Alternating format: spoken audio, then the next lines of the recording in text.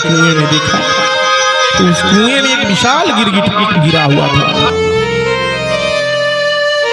बच्चों ने कौतुक बस भगवान से आकर कहा कि प्रभु, उस कुएं में एक विशाल गिरगिट पड़ा है, आज से पहले हमने ऐसा गिरगिट नहीं देखा।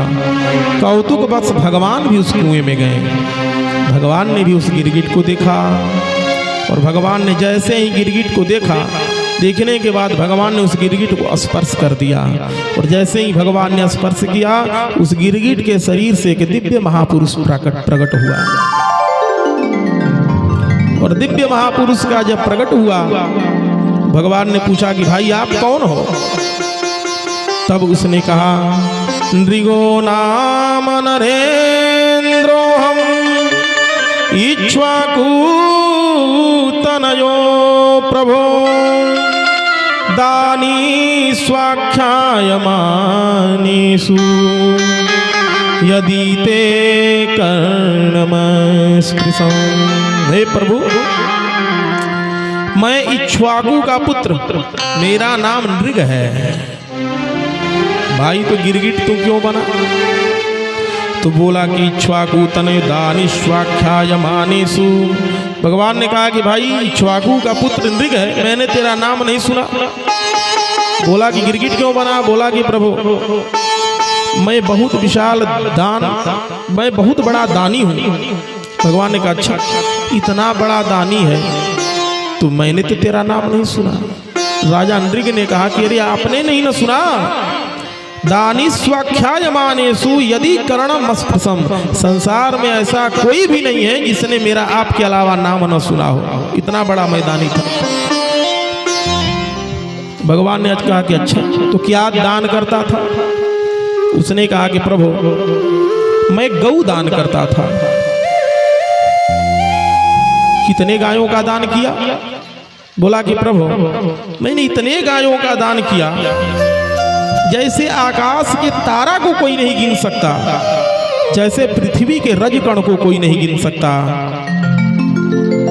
और जैसे बारिश के बूंदे कोई नहीं गिन सकता, उसी प्रकार से मेरे की हुई गाय, दान में की हुई गाय को कोई नहीं गिन सकता कि मैंने कितना गायों का दान किया।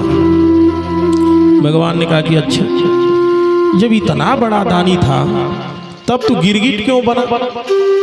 इसके पीछे कारण क्या है? तब उसने बताया, भगवान ने कहा कि इसका मतलब तू बूढ़ी ठेली गैया दान की होगी पंडित जी को, तब जो है गिरगिट बना होगा। बूढ़ी गैया दान की होगी तब गिरगिट बना होगा। बोला कि नाना महाराज, मैंने कैसा गाय को दान किया वो आप सुनिए। उसने बताया, पयस्वनी तरुणी शील रूपा गुणोपपन्ना कपिला है मसृंगी। बोला कि महाराज, मैंने पयस्वनी दूध देने वाली गाय दान की महाराज, बूढ़ी ठेली गाय नहीं गाय दान की, पयस्वनी। भगवान ने कहा इसका मतलब दूध दे रही थी पर बुढ़ी थी। बोला ना, तरुणी गाय का दान किया महाराज। बोले अच्छा, दूध भी दे रही थी, जवान भी थी, इसका मतलब गाय मरखनी रही होगी, इसलिए तू अपना झंझट छुड़ा दिया होगा। बोला ना, शील रूपा पयस्वनी तरुणी शील रूपा। और इतना ही नहीं महाराज, गुणोपपन्ना कपिला हेम श्रृंगी। भगवान ने कहा कि इसका मतलब तेरी गाय, जब सब गाय बढ़िया थी तो इसका मतलब होगा कि तू 2 नंबर के कमाई से गाय दान किया होगा। तेरी गाय जो तूने खरीदा होगा या पाला होगा वो 2 नंबर के कमाई का होगा। तो बोला ना ना महाराज, न्याय अर्जिता, न्याय से अर्जित जो धन था प्रभु, जो हमें न्याय से प्राप्त था, उसी धन से जो गाय हम पाले थे उस गाय को हमने दान किया। न्याय अर्जिता रूप्य सुरा सवत्सा दुकूल माला भरणा ददावा।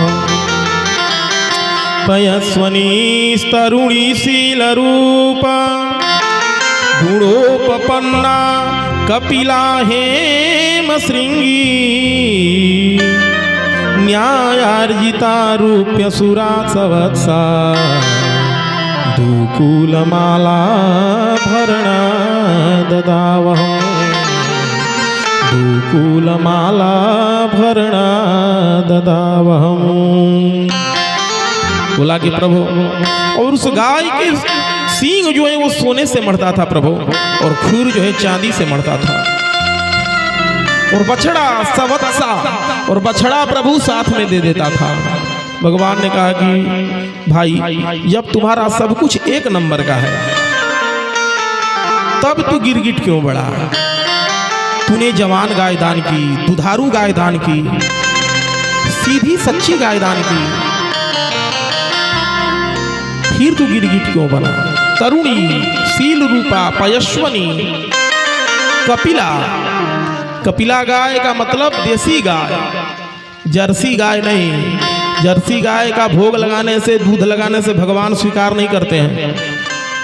जर्सी गाय विदेशी नस्ल की गाय है। जर्सी गाय के दूध से ठाकुर जी को स्नान कराने वाला नरक में ही जाता है। जर्सी घी से हवन करने वाला नरक में ही जाता है। भैंस के घी से हवन कर दीजिए, उससे अच्छा है, लेकिन जर्सी गाय से हवन मत करिए।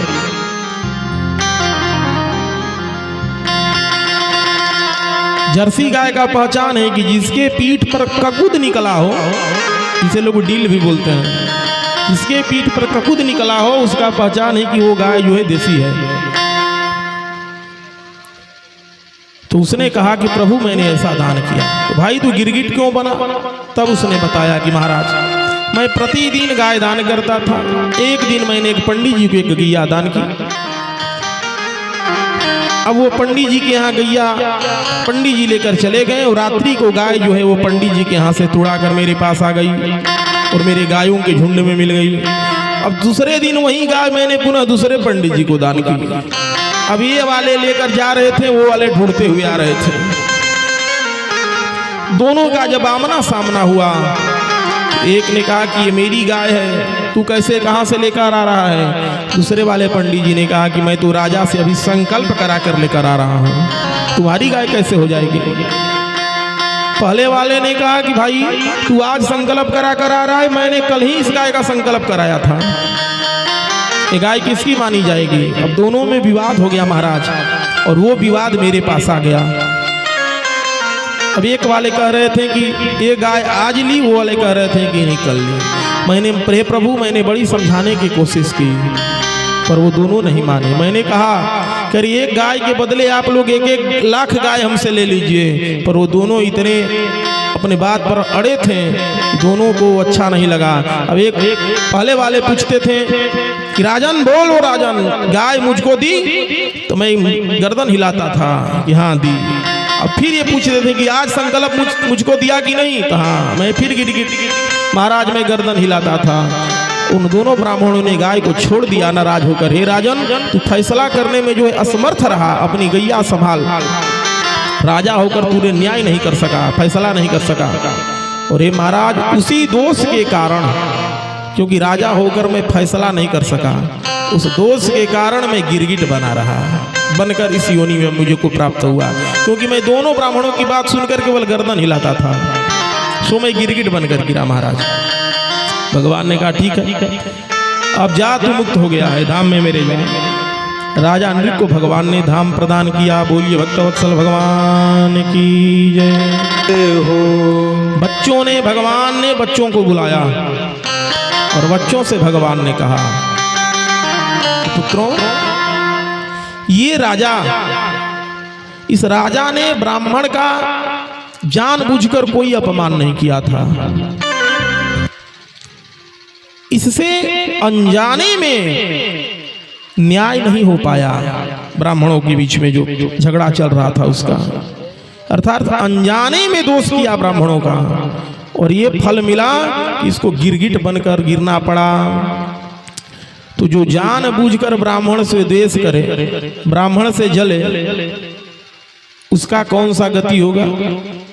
भगवान ने बच्चों से कहा कि बेटा जो विष को खाता है, जो भी जहर को खाता है, जहर खाने वाला मर जाता है। जो भी अग्नि को छूता है वो आग को छूने वाला जल जाता है। भगवान ने कहा हिनंती विषमाक्तारम वही निरद्धि प्रसाम्यति कूलम समूलम दहती ब्रह्मं स्वर्णिम पावक।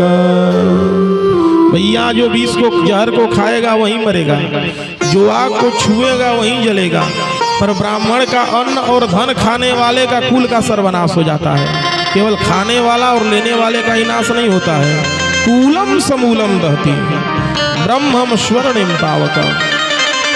आज भी जो टाई लगाकर और कुर्ता में क्रीच देकर और ब्राह्मणों को गाली देते रहते हैं मंच पर पानी पी पी कर, उनके घर का हालत आप जाकर देखेंगे तो वहीं रोना धोना लगा रहता है। समाज में भले ही भड़कावे गाली दे, ऐसे ब्राह्मण द्रोही पापी को देखकर भगवान दूर से ही भाग जाते हैं। ये महिमा है। जो भी व्यक्ति जहर को खाता है, जहर खाने वाला मर जाता है। लेकिन कूलम समूलम दहती ब्रह्मं स्वर्णिम पावक, उसके कुल का समूल नाश हो जाता है। बच्चों ने जब बच्चों को समझाया, इस तरह से भगवान समय समय पर बच्चों को उपदेश दिया करते हैं। भगवान का परिवार बहुत लंबा चौड़ा है।